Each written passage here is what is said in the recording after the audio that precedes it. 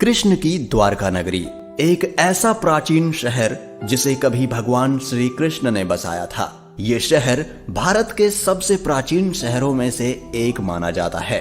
इतिहासकारों के अनुसार द्वारका नगरी 9000 वर्ष पुराना प्राचीन शहर है, जिसके अवशेष समुद्र की गहराई में आज भी मौजूद हैं। आखिर उस समय अचानक ऐसा क्या हुआ कि यह पूरी नगरी जलमग्न हो गई।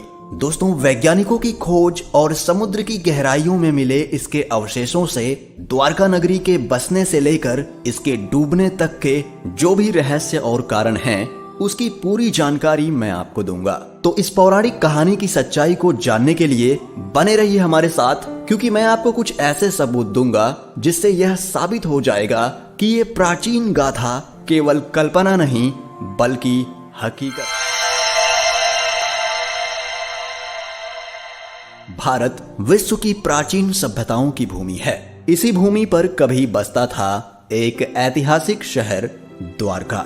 गोमती नदी और अरब सागर के संगम पर बसी द्वारका नगरी की स्थापना भगवान श्री कृष्ण ने मथुरा से निकलने के बाद की थी, जो एक विशाल और सुसंगत नगर था।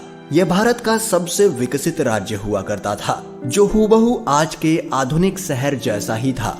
कहते हैं श्री कृष्ण ने अपने मामा और मथुरा के क्रूर राजा कंस का वध किया तो कंस के ससुर जरासंध बार बार मथुरा पर आक्रमण करते रहे, जिसके कारण कृष्ण अपनी प्रजा की सुरक्षा के लिए अपनी सारी प्रजा को लेकर समुद्र के किनारे आ गए और द्वारका बसाई। कहते हैं द्वारका बसाने के लिए कृष्ण ने समुद्र देव से जमीन ली थी और देवताओं के निर्माणकर्ता विश्वकर्मा से रातों रात द्वारका का निर्माण करवाया। विशाल दीवारों से घिरी ये खूबसूरत नगरी वास्तुकला की बेहतरीन मिसाल थी, लेकिन श्री कृष्ण की मृत्यु के बाद यह खूबसूरत नगरी समुद्र में डूब गई, जो आज भी समुद्र की गहराइयों में मौजूद है।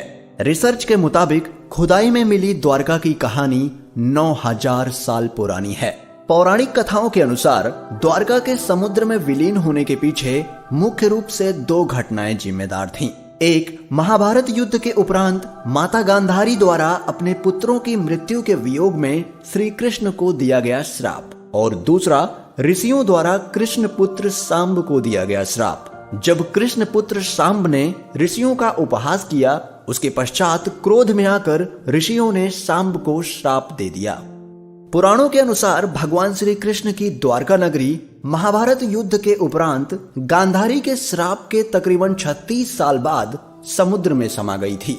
द्वारका के समुद्री अवशेषों पर सबसे पहली नजर भारतीय वायुसेना के पायलटों की पड़ी, जो समुद्र के ऊपर से उड़ान भर रहे थे। इसके बाद ही 1970 के जामनगर के गजेटियन में इनका उल्लेख किया गया। इससे पहले लोगों का कहना था कि द्वारका नगरी एक काल्पनिक नगर है और काल्पनिक कहानियों का कोई इतिहास नहीं होता। लेकिन जब द्वारका का सबसे पहला ऐतिहासिक उल्लेख गुजरात के भावनगर में मिले 6ठी शताब्दी के पॉलिताना कॉपर प्लेट पर मिले, तब लोगों को इस पर भरोसा होने लगा। इसके पश्चात सन 1979 में आर्कियोलॉजिस्ट डॉक्टर SR राव और उनकी टीम तथ्य के प्रमाण ढूंढने लगे। What actually prompted me to undertake onshore and offshore excavation at Dwarka is the controversy that was raging about the date and historicity of Mahabharata. खोज की शुरुआत हुई द्वारका में मिले 9वीं सदी के एक विश्व मंदिर के अवशेषों से। खोज बढ़ते बढ़ते अरब सागर के अंदर तक पहुंच गई। इसी खोज में हजारों फीट नीचे समुद्र में वैज्ञानिकों को द्वारका के महत्वपूर्ण अवशेष मिले, जिसमें 560 मीटर लंबी द्वारका की दीवार मिली, जिसकी बनावट महाभारत के द्वारका विवरण से मिलती है। द्वारका के हिसाब से दीवारों में 50 बुर्ज थे। आर्कियोलॉजिस्ट को करीब 30 बुर्ज मिल चुके थे और साथ में उन्हें वहां पर उस समय के बर्तन भी मिले, जो लगभग 1528 से लेकर 3000 ईसा पूर्व के हैं, जो इस बात को प्रमाणित करते हैं कि द्वारका आज भी समुद्र में मौजूद है। कई द्वारों का शहर होने के कारण इस नगरी का नाम द्वारका पड़ा। इस शहर के चारों ओर बहुत ही लंबी लंबी दीवारें थी, जिसमें कई दरवाजे थे। वो दीवारें आज भी समुद्र के तल में स्थित हैं।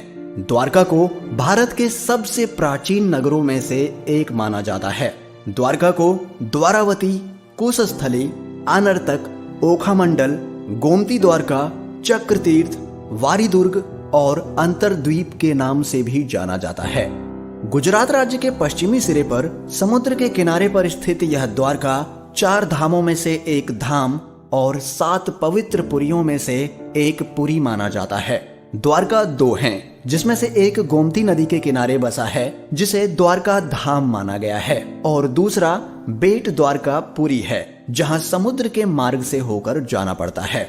भारतीय समुद्र वैज्ञानिकों का कहना है कि देश के पश्चिमी तट पर मिले पुरातात्विक अवशेष 9000 साल से भी अधिक पुराने हो सकते हैं। 2005 में भारतीय पुरातत्व सर्वेक्षण द्वारा द्वारका नगरी की खोज फिर से आरंभ की गई। भगवान श्री कृष्ण की द्वारका नगरी से जुड़े दावों और अनुमानों के वैज्ञानिक कसौटी पर कसे जाने का समय अब एकदम नजदीक आ गया, क्योंकि सन 2007 में भारतीय पुरातत्व सर्वेक्षण के निर्देशन में भारतीय नौसेना के गोताखोर समुद्र में समाई द्वारका नगरी के अवशेषों के नमूनों को सफलतापूर्वक निकाल लाए थे।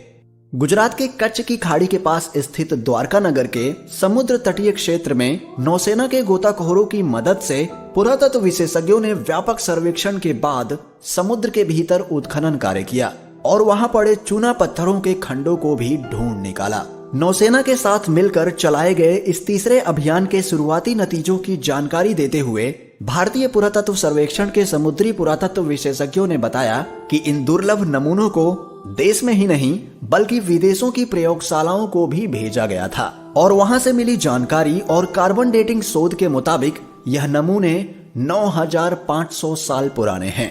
विदेशी वैज्ञानिक भी इसके बारे में जानकर काफी चौंके हुए थे। इन सैंपल्स को विदेशी प्रयोगशालाओं में भेजने का असली मकसद यही था कि इन पर किसी भी तरह का कोई शक न रहे, सारी भ्रांतियां दूर हो जाएं।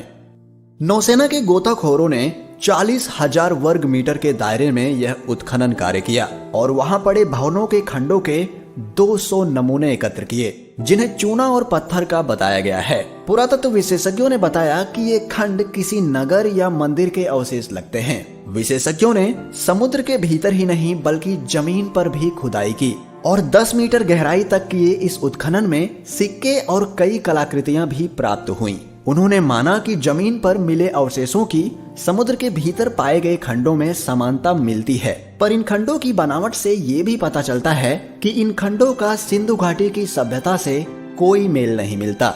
भारत के समुद्र तकनीकी विभाग के मंत्री रहे मुरली मनोहर जोशी ने पत्रकारों को बताया कि ध्वनि चित्रों से मानव निर्मित शिल्प का पता तो चला ही है, साथ ही एक प्राचीन नदी का भी पता लगाया गया है जो करीब 9 किलोमीटर लंबी है और इसके किनारे पर ही इस प्राचीन सभ्यता के अवशेष और शिल्प पाए गए हैं।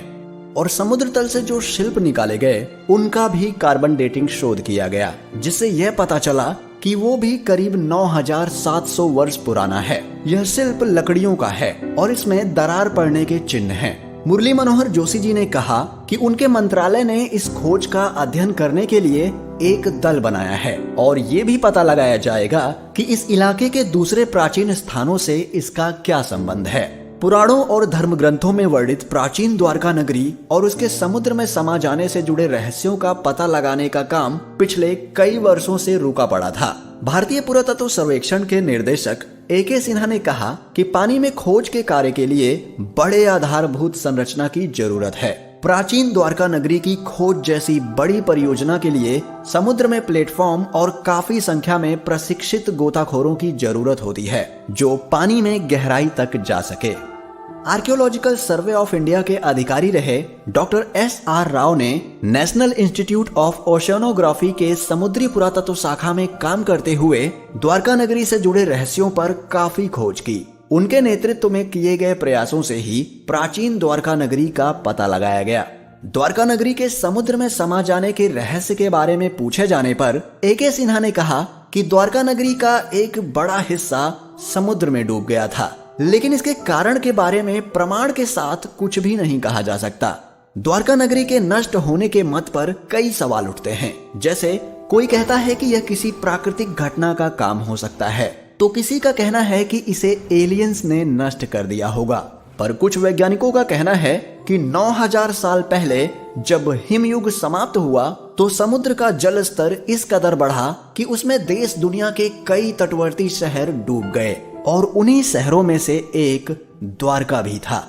हालांकि इस मामले पर आज भी शोध जारी है और अब तक जो भी सबूत मिले हैं उनसे यही सिद्ध होता है कि ये एक असली घटना है। और हमारे बीच एक और सबूत ये है कि महाभारत में जिन 35 शहरों के बारे में लिखा हुआ है वो आज भी हमारे बीच मौजूद हैं। पुरातत्व विभाग को इसके कई प्रमाण मिले हैं। भारत और इसके आसपास के कई देशों का महाभारत में विवरण है। जैसे हस्तिनापुर आज उत्तर प्रदेश राज्य का मेरठ जिला है, वहीं गांधार आज अफगानिस्तान का शहर कांधार है। साथ ही इंद्रप्रस्थ आज भारत की राजधानी दिल्ली है और श्री कृष्ण की द्वारका भी आज गुजरात राज्य का एक शहर है। दोस्तों, ये सभी साक्ष्य और सबूत जब भविष्य में भारत के समृद्ध और प्राचीन इतिहास को बताने के रूप में पेश किए जाएंगे तो ये हमारी सभ्यता के लिए बड़े ही गर्व की बात होगी। दोस्तों, आपका क्या कहना है इस विषय पर? हमें अपने विचार कमेंट करके बताएं।